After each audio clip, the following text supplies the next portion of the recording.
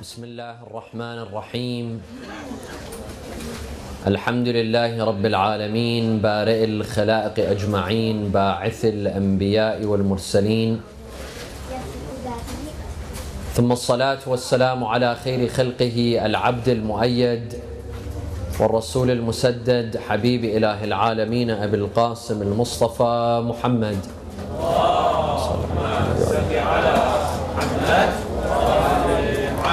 وعلى أهل بيته الطيبين الطاهرين وصحابته المنتجبين. صلى الله عليك يا رسول الله، صلى الله عليك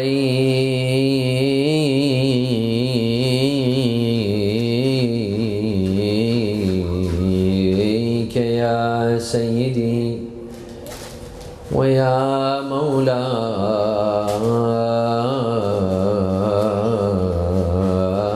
يا أبا عبد الله، يا رحمة الله الواسعة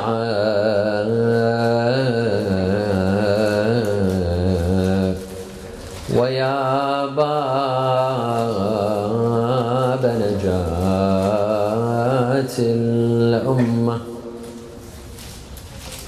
ويا عبرة كل مؤمن ومؤمنة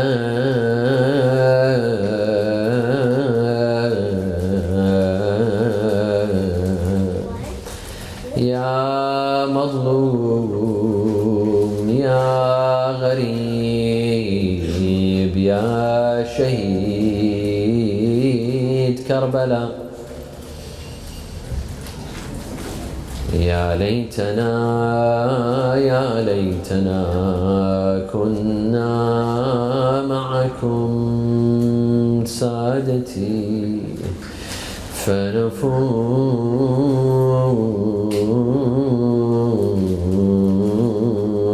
فنفوز فوزا عظيما.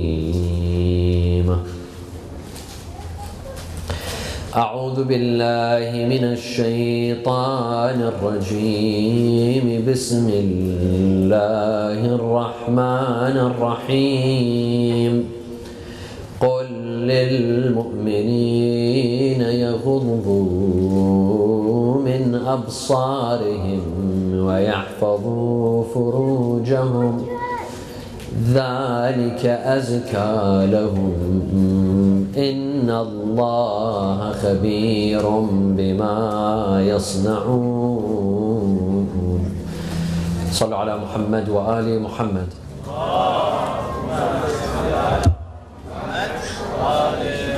A second for the love of Imams Al-Hassan wal-Hussein.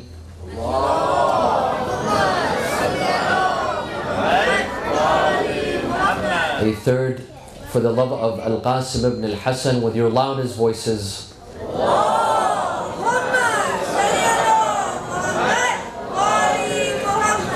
Every culture has its practices, has its traditions, has things that they take pride in, things they do, things they don't.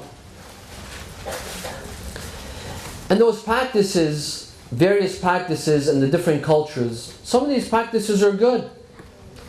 They're passed on from generation to generation. People of that culture take pride in such practices. Other practices are not so good. Nothing to be proud of. In fact, some practices in certain cultures are shameful. Things that should stop, but they haven't stopped. No culture is perfect. No culture can say that all of our practices are great and we don't have bad habits. No. Because in every single culture you will find good things and you will find bad things. Similarly, there is no one evil culture. One culture that is purely evil. There's no such thing. Because every culture has good things and every culture has bad things. If we want to learn from people's cultures. We should take the good things from every culture and leave the bad things. Never say that this culture should be avoided altogether. Whether it's an Indian culture or the Arabic culture or an American culture, any country that you're from, whatever culture that you're from, there's no one culture that you should cross out fully and say that this culture needs to be avoided. The Quran tells us that take the good and leave the bad. الَّذِينَ يَسْتَمِعُونَ الْقَوْلَ فَيَتَّبِعُونَ أَحْسَنَ. Those that hear all opinions and they take the best. There are some that say, don't listen to this scholar or that alim or this speaker. Don't go to this center or that center. Don't go to this mosque or that mosque. Why? Go, listen to the various opinions. Don't be narrow-minded. Listen to the various opinions and choose the best. Choose the one that makes the most sense. Choose the opinions that are most compatible to the Quran and to the traditions of Rasulullah and His holy household. Coming back to culture, Western culture, like every other culture, has things that are good, things to be proud of, things that we should take and learn from, and it has certain things that we shouldn't learn from. Like what? For example, respect for time. In Western culture, you will find something that doesn't exist back home, and that is respect for time.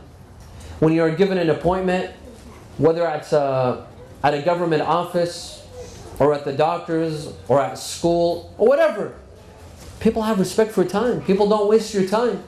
While back home, we don't have so much respect for time. Here you will find respect for the law. No one is above the law. Even the president, even the prime minister, everyone goes according to the law. Back home, law? There's something called law? Everyone wants to beat the law and live above the law. In Western culture, you find order and organization. Things are organized. People drive in an organized fashion. You know how to drive. You can go out in the streets and you will have peace of mind that no one will barge in on you and try to cut you off. But can you drive in Iraq or back home in our countries? Because there's no law. There's no organization. For example, part of Western culture, staring is rude. You don't see people staring, because staring is considered to be rude. Back home, all you see is stares. All you see is getting stared at. Part of Western culture is that everyone exercises. Everyone goes to the gym, everyone remains fit, in shape. Here, when you see people jogging, something normal. When you see people running, something normal. Back home, when you see someone running, there might be a car bomb. There might be an explosion. Otherwise, you don't see someone jogging out in the street. You don't see someone running. It's not an ordinary scene. This is part of Western culture. Here, everyone works. No one sits at home lazily. No one says that I am unemployed, sleeps till 12 noon or 1 p.m. and doesn't go to work. Here, everyone works. Men, women, teens, everyone works. There's a culture of working. Part of Western culture is democracy and majority rule everywhere, whether it's in the government, in the workplace, even at home. Everything goes by democracy. While back home, all you see is dictatorships. Part of Western culture is freedom of press and freedom of speech. You can say whatever you'd like to say, as long as you do not call for violence, as long as you do not encourage people to hurt one another and encourage violence. You could say whatever you'd like to say and you could get away with it, like Donald Trump. Here in the West, there's freedom of religion. You could practice your religion freely. It could be a Muslim, a practicing Muslim, a practicing Christian, a practicing Jew, and no one will ask you what your religion is. But back home, you don't have that religion. Some parts of the Middle East, if you are a follower of Ahlul Bayt, you cannot open a mosque in Saudi Arabia. If you're a follower of Ahlul Bayt, if you're Shia, you cannot open a mosque. You cannot worship freely. These are good things, part of Western culture, that we should learn from. We should be proud of. But at the same time, there are certain things that are not so great. Things that we shouldn't be so proud of. For example, here in the West, there's the culture of drinking. People drink. People get intoxicated. They get wasted. And it's part of culture. Everyone drinks. A lot of people drink. They start from a young age. Some start from the age of 18. And they continue to drink. Part of Western culture is promiscuity. You could do whatever you want. And you can hang out with whoever you want. And you can do whatever you'd like with that person. And no one asks. Because you have complete freedom. So if you see someone who's promiscuous, that is their choice. That's part of their culture. Here you find bars, nightclubs, and so on and so forth. These are part of Western culture. Part of Western culture is weak family ties. Family get-togethers is very few. Respect for family members is not that much.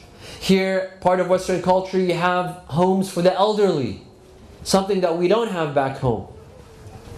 Here, if children, and when I say children, I mean people in their 30s and 40s, if they get sick of their parents that are old, that have Alzheimer's, they can't take care of them, they put them in homes for the elderly.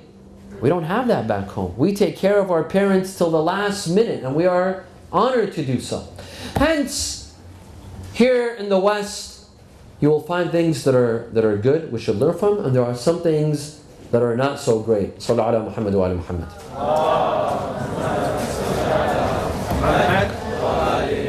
One of the main features of Western culture is the practice of dating. People date. A man meets a woman at work, at school, on the bus, at church, at a wedding, at a funeral. They meet somewhere, he asks her out, and they go on a date. The typical date is going to a movie, and then a dinner, and then God knows what else happens. Part of Western society, part of Western culture is that you date to get married. How else do you get married? Through dating. You date one person, 2, 3, 4. Eventually, you fall in love with someone that you've dated long enough, and finally you decide on getting married. However, sometimes dating is not for marriage. Dating is not for serious reasons. Some people date for fun, for entertainment, for recreational purposes, or just to satisfy certain desires. Some people even skip the dinner part. They simply go to a bar, they pick up someone, they bring them home, they don't even know their name, they don't even know their first name, let alone their last name, and then they get themselves in a mess. The next morning, that person leaves and they never see them again. Isn't this very common here?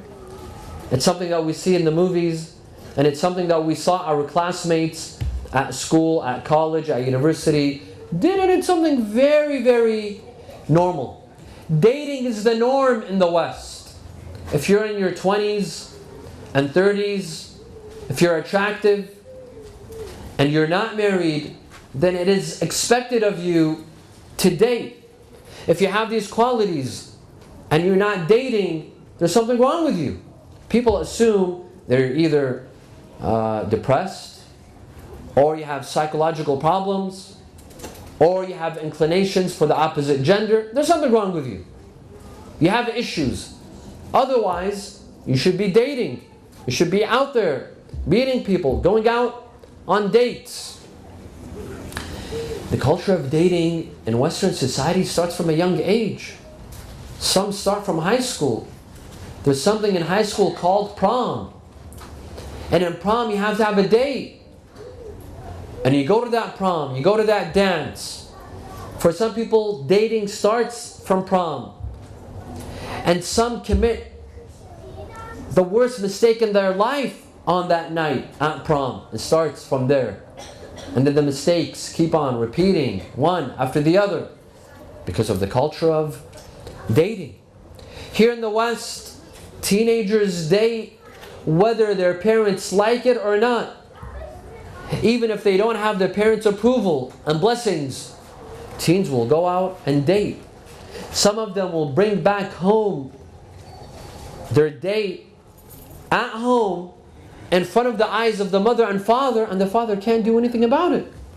The mother can't say anything about it. Well, we Muslims also live in the West.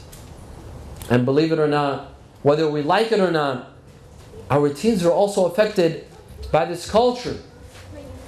And there are a lot of Muslim teens that went out and they dated. And they drifted part of this culture. There are others that ask the question that in Islam, are we allowed to date? Is dating halal? Is it haram? You know, yesterday we talked about reform in Islamic law, right? And we gave examples of how certain laws changed and how there are contemporary jurists that are coming out with new fatwas. Well, is dating one of them? Will one jurist come out and say in the near future that dating should be allowed and should be halal? Some ask that if we don't date, then how will we get married? How will we meet our future spouse, our future husband and wife if we didn't date for a couple of months? How else are we supposed to get married in these nations? Before we answer, my dear brothers and sisters, before we say that dating is halal or not halal, or should it become halal, it is not enough for me to tell you that it is haram and that is it. That's not convincing enough. First, come with me. Let us discuss the pros and cons of dating, the advantages and disadvantages of dating. Why should we date? Why should we not date? And then, after having examined objectively and fairly the pros and cons of dating, then we can give an honest answer, a fair answer, whether dating is halal in Islam or not. وصلوا على محمد وآل محمد.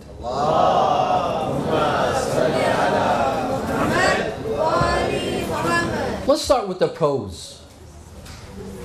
Let's start with the pros of dating. Number one, dating is trial and error. You go out with someone, you go out on a date, you meet the person, you get to know the person, and the whole point is to discover whether this person is compatible with you or not. Can you live with this person for the rest of your life or not? If you thought that this person is compatible, you put them on hold or you keep them around. And then you go on another date with another person to see is the second person compatible or not. So it's a trial and error. You keep on trying. You go through a couple of people, a bunch of people, until you finally find someone who you think is compatible to you while the others weren't. Or this person is the most compatible to you more than the rest. And finally decide on marrying that person. Let me give you an example, even though this example is a bit different, but it's on the same lines. When you're buying a house, do you buy the first house that you find? No. You see what's on the market around your area, around your neighborhood. You go and you look at least 10 different homes, trial and error, until you find the house that you think you're most comfortable with, and you buy it. Same thing when you buy a car. You don't buy a car from the first dealership that you set foot in. You go to different dealerships. You look at different cars. You see what's there to offer. What's the best offer? The best car with the cheapest price, and you buy that car. Of course, marriage, I'm not comparing marriage to buying a car or buying a house. But but it's on the same lines as in you're making a very big decision. While a car you could, sell. If you didn't like it, you could go ahead and sell it. Well, you can't sell your husband, unfortunately. And you cannot sell your wife to someone else. So you have to keep them forever. So isn't it better that you keep on trying to find who is most compatible to you? There are some, as soon as someone comes and proposes, they say yes. And they accept. Well, what do you know? Maybe someone else will come, someone better. Why rush? There's one thing that you do not want to do in marriage, and that is, you do not want to rush. You want to take your time. You want to make sure that when you make the decision of getting married to this person, that person is the most compatible person. So that you don't have regrets. You don't tell that person later on that I made a mistake and I regret marrying you. No. So sometimes marrying the first person that you come across, that might not be such a great idea. You should give other people a chance. There's a lot of options. As they say, there's plenty of fish in the sea. So that's one of the advantages of dating. Another advantage, another one of the pros. Now I'm just putting out what's out there. I don't necessarily might agree with all these things. But let's try to think of all the pros of dating. Another one of the pros is that you get to meet the person when dating. When you date, you go out, you meet the parents, you go to that person's house, they come to your house, you get to know them. You go out to a restaurant, you go out to a movie, you get to discover a lot of things about the person. Are they religious or not religious? For example, it's time to pray. Do you see that person praying or no? When you go to a restaurant, is that person stingy or is that person greedy? You discover a lot about that person's personality. What they like, what they don't like. Are they sweet? Are they not sweet? Are they humble? Are they arrogant? Are they smart? Are they stupid? You discover a lot of these things throughout dating. While back home, what happens is your mother, of course a lot of the young men, you tell your mother, I want to get married. She goes to a majlis and she sees a good looking young lady that she assumes you might like. I mean, she has the qualities that you like. She has long hair, she's good looking, she doesn't have a unibrow, she's fit. My son's gonna like her. You meet her once, twice, and khalas. You don't meet that often. You don't have too many conversations. You might have one or two conversations, and the young lady's annoying grandmother is probably sitting there, listening to you, eavesdropping on you, and that's it. What happens is you get married to someone that you barely know. You don't know their personality. You don't know what they like. You don't know what they don't like. Are they patient, impatient? Are they religious, not religious? You don't know a lot. So what dating, the advantage of dating is you get to know the person before marriage, before the commitment. While a lot of marriages back home is that you get to know the person after marriage. Now, do you want to get to know the person before marriage or after marriage?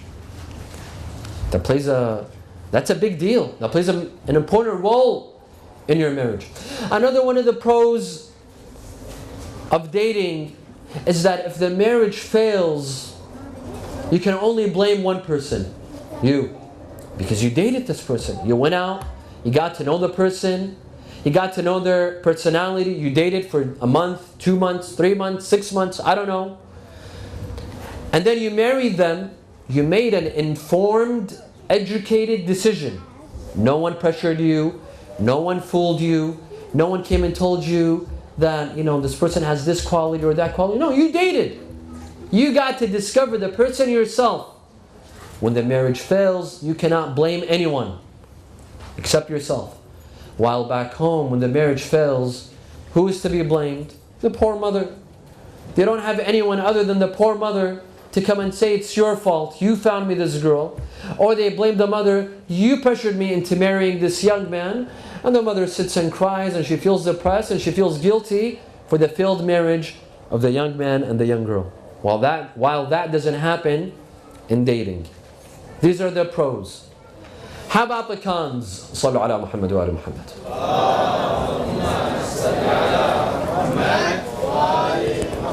Now we have to be fair. We want to take a good look. We want to be objective and study the culture of dating from every single angle. You know, one of the problems of dating is that dating forms attachments. A couple, they date for a month, 2 months, 3 months, and they get attached. They start developing feelings for one another. They fall in love. And they get really emotionally attached. And a lot of times with dating is that they break up. They date for a while and they break up. Now what happens now that you've broken up and you formed an attachment and you've fallen in love with this person? What happens? You fall into depression. You start crying and you become sad and you start listening to sad songs and you can't get out of bed and you don't eat and you can't study and this is one of the cons of dating. And you know who has it the most? Who gets it badly? The young ladies, the girls. Because guys, they're not as emotional as girls. Guys, when they date, no matter how much they fall in love, but at the end of the day, they could move on. But girls are a lot more emotional. Especially if they heard the word I love you from the guy. They're never going to forget it. They're never going to forget, especially their first love, the person who they fell in love with the first time. They get emotionally attached. And a lot of times dating leaves people highly scarred. Highly scarred. And what happens is, this person is so attached, even though they broke up and they're no longer together, their parents want them to, introduce her to other guys. She says, no, I don't want to get to know anyone. Right? Hasn't this happened? She says, I don't want to get to know anyone. You know what? I've decided not to get married. Of course, that's not true. She wants to marry her ex. But because they broke up, because they got in a breakup, and it's very depressing. And this is what some call broken heart syndrome, where some people have to suffer from. For approximately up to 3 months, some people suffer from broken heart syndrome. For some others, it's a lot longer. 6 months, a year, 2 years. You can't get over this person. You get into severe depression. There's some people, because of dating and their breakups, they have to take antidepressants. Some start smoking. There's some that start drinking. There's some that do drugs. There's some that even contemplate committing suicide. My father, Hossein Al-Qazwini, he says when I moved to Los Angeles in the 80s, I received a phone call telling me that there's a funeral. We want you to come and pray over a body. He said, I went. I arrived. And I saw that people were weeping and crying. And there was a mother and father, they were crying. And I saw the picture of the deceased. He was a young man, maybe 17, 18 years old. So I asked people, I told them, what's going on? How did this young man die? Someone told me, Sayyidina, we'll tell you later. Just pray and finish and we'll tell you later. He said, I performed Salat al-Mayyit. As I was walking to my car, the uncle of the young man, he came to me. He said, Sayyid, do you know how he died? I said, no. He said this young man had a girlfriend back in high school. And he was extremely in love. And they had decided to get married right after high school. One day he goes to school and his girlfriend tells him that I've left you for another man. And he couldn't take it. He was extremely depressed. One morning, his sister goes goes to his room to wake him up for school. He wasn't there. She comes down in the garage and she sees him hanging from the ceiling. He had committed suicide. Over what? Over a girl. Over a relationship. This happens, my dear friends. This happens. When you don't have fear of Allah, when you don't have love for Allah and you're not religious, and you go into such sort of relationships and all that you care about is love and this person, this could be one of the results, right? So this is one of the cons of relationships. You form attachments and you get yourself hurt. You could get yourself badly hurt. Another, among the cons of dating is that monogamy becomes extremely difficult. How? Sallu ala Muhammad wa ala Muhammad.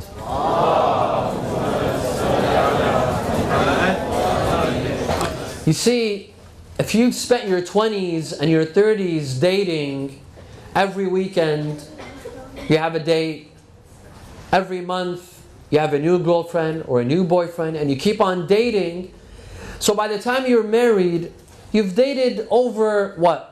50 people, 60 people, I don't know, God knows how many people they've dated before they get married. Now, they want to spend their life, the rest of their life, with one person only. Do you know how hard that is? To remain monogamous? That's like going to an open buffet for 20 years, to an open buffet restaurant where you have so many choices, and then after that you're told you have to have spaghetti for the rest of your life. You're not going to take it. You're going to take it for a year, 2 years, and then you're going to want to go back to that open buffet restaurant. You can't have the same food for the rest of your life when you were having various kinds of food every day for 20 years. And that's what dating does. When you're out with a different person every weekend, every month, you're going to bars and you're going to restaurants and you're going out and you're enjoying yourself. All of a sudden, you're married to one person and you're told you have to stick to this person for the rest of your life. That marriage is doomed to failure. That is why in the West, especially in the United States of America, you have two problems. One, the rates of divorce. People divorce. One of the reasons, I'm not saying that this is the sole reason, but one of the reasons is that people can't be monogamous. They find it too difficult to be monogamous because they've dated so much and they've been with so many people. Now they have to spend their life with one person. It's hard. This is one problem. And another problem, the worst problem, is infidelity. And one of the causes of infidelity is that too much dating. That is why here in the West, you will find people, they have a difficult time committing. That is why you see people delaying marriage till their late 30s, maybe early 40s, mid 40s. They can't commit. Why? Because the thought of not being able to date, not being able to be with other people, and having to commit to one person for the rest of their life, for them that's hard because they got used to dating. Being monogamous is hard. That is why they have a hard time to commit. So that they keep on delaying marriage. They keep on delaying. Right? This is one of the problems of dating. Another problem of dating, of course, it encourages promiscuity. Dating encourages promiscuity. And what comes with promiscuity is STDs, unwanted pregnancies, people committing abortions, children being born out of wedlock, children growing up not knowing who their father is, children being abandoned on streets, sidewalks, alleyways. You know how many kids grow up in these societies not knowing who their father is? How does this happen? This is one of the problems of dating. This is among the problems of dating, right? Another problem of dating is that it encourages promiscuity, and it it's you know, it develops the need for intimacy, right? You see, the need for intimacy is different from the need to eat. When you're hungry and you eat, khalas, you're satisfied. You don't need to eat any longer, right? But the need for intimacy is that the more you feed it, the more it grows. There are certain desires that we have. With eating, as soon as you feed it, khalas. But with those kind of desires, the more you feed it, the more it grows. It's like a fire. When you pour fuel on fire, it's not like water. Water turns off a fire. But when you pour fuel on fire, the fire keeps on growing.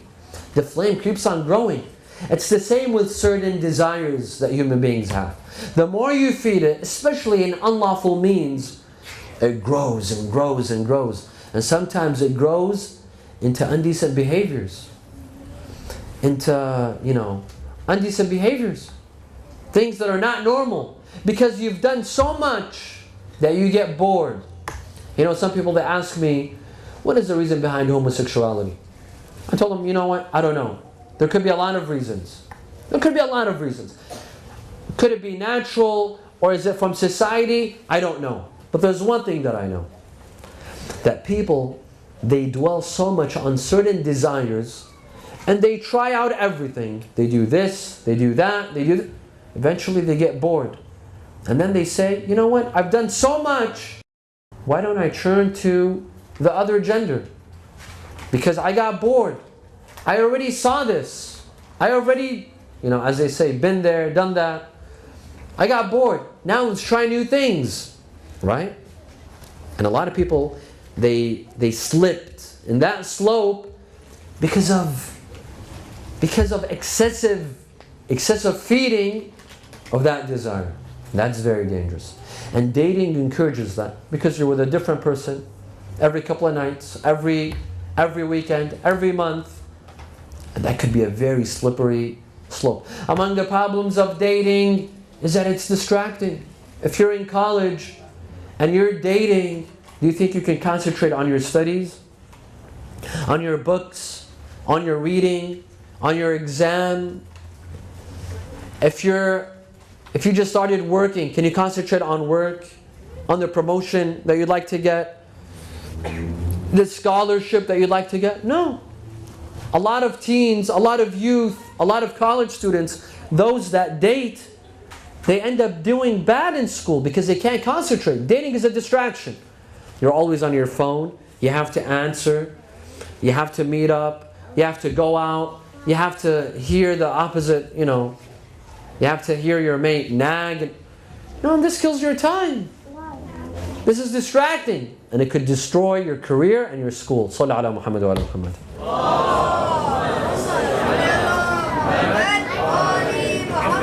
Now, of course, if you like to analyze more, maybe we could find more pros and more cons, more advantages and more disadvantages to dating. But this is enough for now.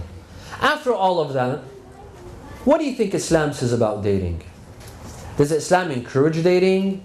Or does Islam discourage dating? Some might say that, Sayyid, how are we supposed to get married? We don't live in Iraq or Iran or Pakistan or Lebanon or Afghanistan. We live in Canada. We live in the US. We live in the UK or the Netherlands or Europe in general. How are we supposed to get married if we don't date? If we don't go out on dates? So shouldn't dating be halal? Isn't it time for Hawza to pass a fatwa stating that dating is halal? Oh, you wish. You see, there's two types of dating, my dear friends. Let's be fair and let's be honest. Sallu ala Muhammad wa ala Muhammad.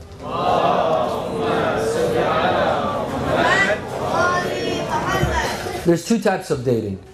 One type is the type of dating that's for fun. You're out there not for marriage. You don't have sincere intentions of getting married to the person you're dating, but rather you're out there to have fun. You want to have a good time. You want to dress nicely, provocatively, put on heavy makeup, and you go out to a restaurant, joke around, laugh, touch, and then get yourself in a whole lot of mess, and shaitan is there to provoke you. That's one type of dating. What do you think Islam says about this kind of dating? It allows this? After studying all the cons of dating, after all the mess that it could get you into, the attachments, the broken heart, the depression, the antidepressants, the distractions from school, the diseases, the abortions, all that. Do you think this kind of dating would be allowed in Islam? Of course not. Of course not. Islam would never allow such form of dating. Islam says this is the kind of relationship that you need to run away from. This is not ethical and not moral. And this is the kind of dating, this is the kind of behavior that takes away haya, shyness. Right? Because you go on one date and then you find yourself going on another and another and another because you've lost your shyness. Right? It's like a glass. As you know, there's a proverb in Arabic that say if a glass is broken, khalas, but you can't break it any longer. It's broken. When shyness is taken, it's taken. People will do all kinds of mistakes when they lose their shyness. Well, some people say, well, what if I go out on a date with someone that I like and I find attractive, but we won't do anything? Right? We won't do anything. We'll just go on a dinner. We'll go out in the city. We'll go out for a walk at Stanley Park that I have yet to visit on this trip. We'll go out somewhere romantic, but we promise nothing will happen. We'll keep our distance, and we're just having a good time, but nothing physical will happen. Sounds nice. Sounds interesting. But who are you trying to fool? There's a hadith that says whenever two people are alone, who's the third wheel? Shaitan. Shaitan is always the third wheel. No matter how many promises you make, no matter what decision you make, if two people are left alone, privately, in a car, in a private house, in a private apartment, somewhere private, somewhere secluded, khalwa, the third wheel is always shaitan. It's always shaitan. Shaitan says that I will not leave these two people alone until I get them to make a mistake. So don't tell me that you're just going to go out and have a good time, but you won't do anything. Do you have an insurance policy that you won't do anything? Who says you won't do anything? Shaitan is always there. In Iraq, they always tell their children, Shaitan ba'da mumayit. Shaitan is still alive. He will get out to get you. And Shaitan made a promise to Allah that I will make sure لَأَقْعُدَنَّ لَهُمْ صَرَاطَكَ الْمُسْتَقِيمِ. I will make sure to put barriers on the path, the straight path. I will put barriers, blocks. I will not get them to go. So definitely this kind of dating is not allowed. The Quran says, وَالَّذِينَ هُمْ لِفُرُوجِهِمْ حافظون إلا على أزواجهم أو ما ملكت أيمانهم. Those who protect their private parts. What is the Quran saying? Those who protect their private parts. Everyone protects their private parts. Even atheists protect their private parts. Even non-religious people. No, this is metaphoric. Meaning that those who protect themselves from such situations, the believers don't put themselves in a sort of situation in which shaitan might get them in a trap. A believer will say, no, I will not go on a date like this because I don't know. Maybe shaitan will come and fool me. I don't know what can happen. You see, the Quran says, وَالَّذِينَ هُمْ لِفُرُوجِهِمْ حَافِظُونَ. They protect themselves by not putting themselves in such awkward positions. And another verse in the Quran, وَلَا تَقْرَبُوا الزِّنَا إِنَّهُ كَانَ فَاحِشَةً وَسَاءَ سَبِيلًا. Do not go close to fornication. You see, the Quran does not say وَلَا تَزْنُوا. Do not commit fornication. The Quran says, do not even get close. Keep a distance. Meaning there are some cases, some scenarios, it's a trap. It's a slippery slope. Have you seen some slopes? As soon as you put your feet, you lose control. Khalas. You lose your control. It's like snowboarding. Once you fall, once you make the first step, there's no going back. In dates like this, when you're dressed provocatively, when you go to a provocative place, there's music, there's dancing, it's a club, wherever it is, there's no one watching you, especially if it's secluded, it's only you and that person, shaitan will definitely be there. It's a slippery slope. You can't stop. There's no going back. This sort of dating is definitely banned in Islam. This is one form of dating, and then there's another form. Sallu ala Muhammad wa ala Muhammad.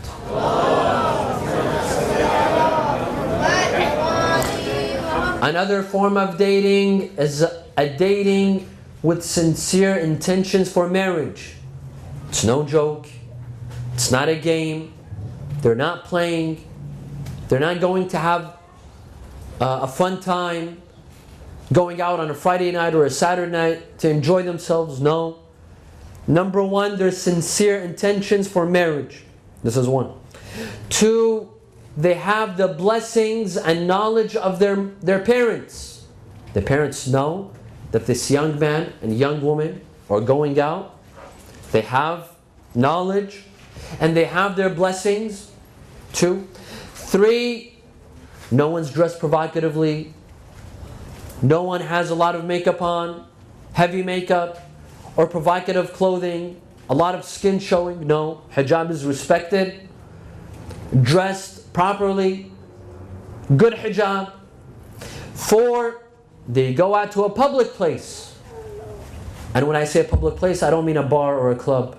No, somewhere that's respectful, somewhere where others are seeing them, watching them. They're not secluded.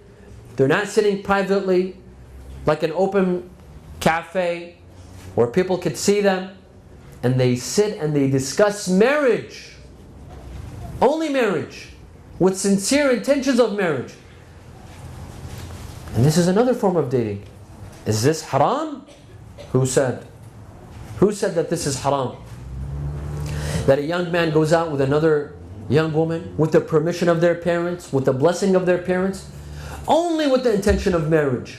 Nothing provocative. They don't go to a place that is provocative, and they only talk about plans of getting married, to get to know one another for marriage. Who says this is haram?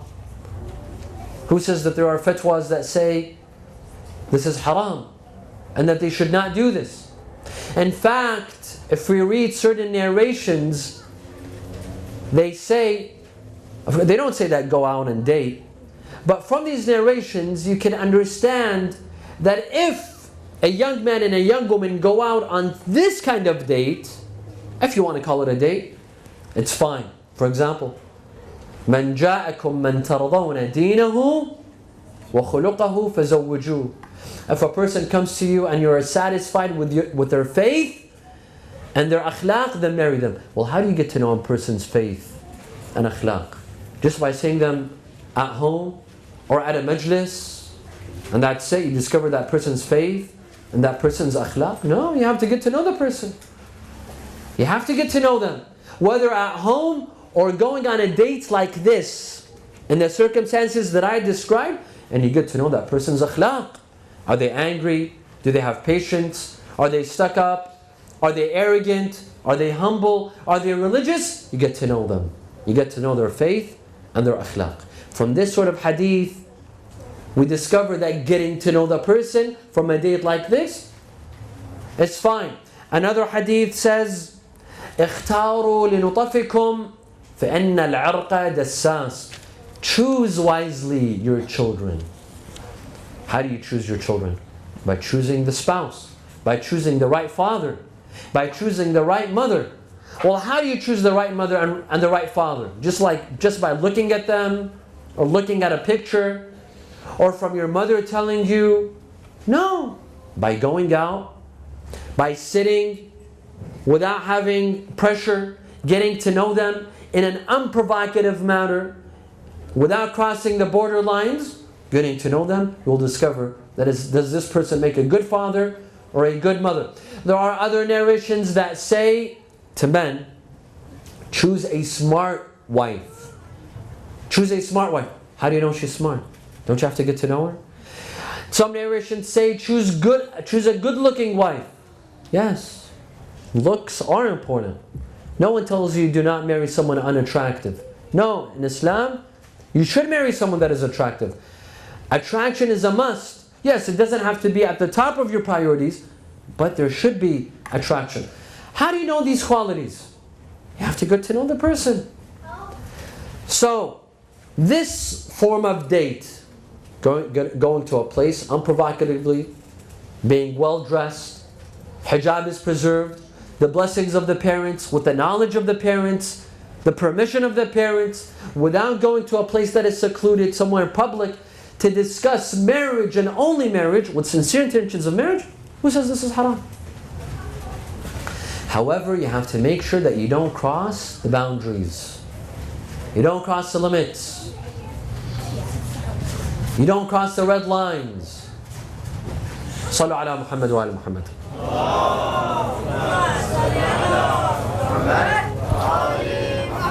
You know, this sort of date should be considered like an interview, like a job interview.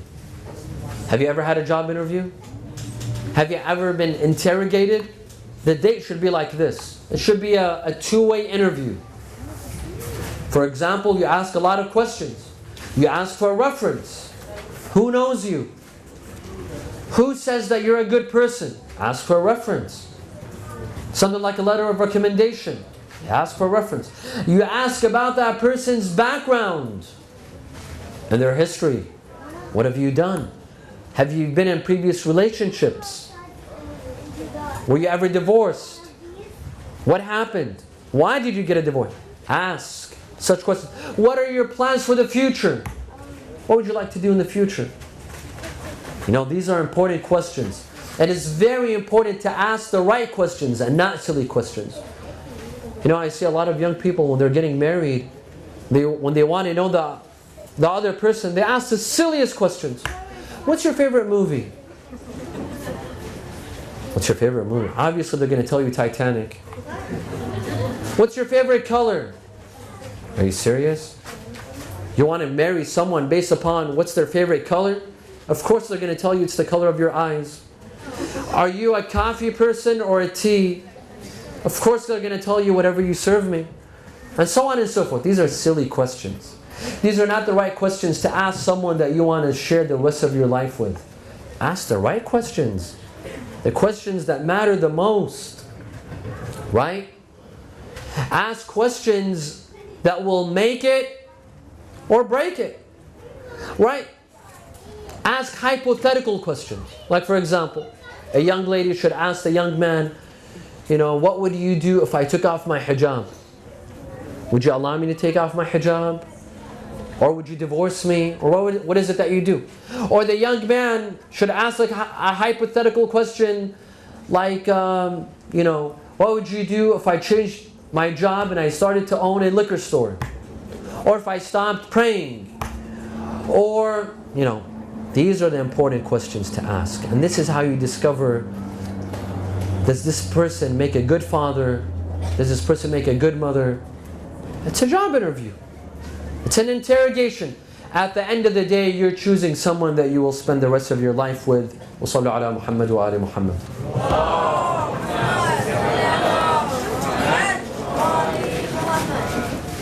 The eve of the 8th of Muharram is dedicated to someone who was on the verge of getting married.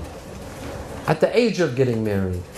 Al-Qasim ibn al-Hasan, the son of Imam al-Hasan, the 14-year-old young man. Of course, he's young. To our standards today, 14 is young. You don't have young men that get married at the age of 14 today. But back then, 14 meant they were adults. They were men. Al-Qasim was 14, yet he had the mind of a man. On the day of Ashura, the night of Ashura, Imam Hussein alayhi salam told his companions that on the day of Ashura, everyone will be killed. All of us will be killed. Al-Qasim told his uncle, my dear uncle, me too? I will also be killed among the martyrs? Imam Hussein alayhi salam wanted to test Al-Qasim. He wanted to test his mind and faith.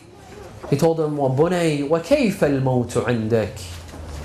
He said, وَاللَّهِ يَا عَمْ فِي نُصْرَتِكَ أَحْلَى مِنَ الْعَسَلِ.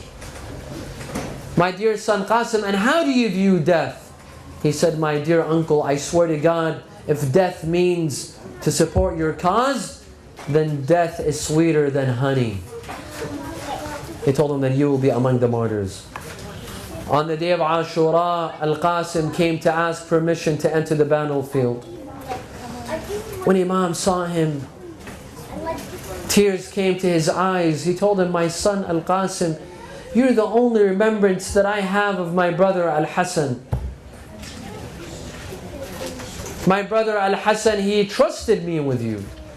You want me to give you permission to fight? How can I give you permission? Go back, my dear son. Al-Qasim went, he started crying, and he came back to his uncle Aba Abdullah. He came with a letter from his father Imam Al-Hassan, addressed to his brother Imam Al-Hussein. Imam Hussein opened the letter. He saw that his brother Al-Hassan had written him a letter addressed to him, saying that Akhi Aba Abdullah, a day will come in which you will remain without a supporter. You will need every soldier that you have. Allow my son Al-Qasim to fight. Imam Hussein alayhi salam grabbed Al-Qasim. The nephew and uncle embraced. They began to cry. Imam Hussein then took out the turban of Imam Al-Hassan. He put it on the head of Al-Qasim. He gave him the sword of his father, Imam Al-Hassan. Al-Qasim was about to enter the battlefield. Imam Hussein told him, go to your mother's tent, Ramla. Go to your mother, Ramla, and say your last farewell. Al-Qasim goes to his mother Ramla. My mother Ramla, farewell. I'd like to say my goodbye to you. This is the last time that we meet in this life, and the next time we will meet will be in paradise.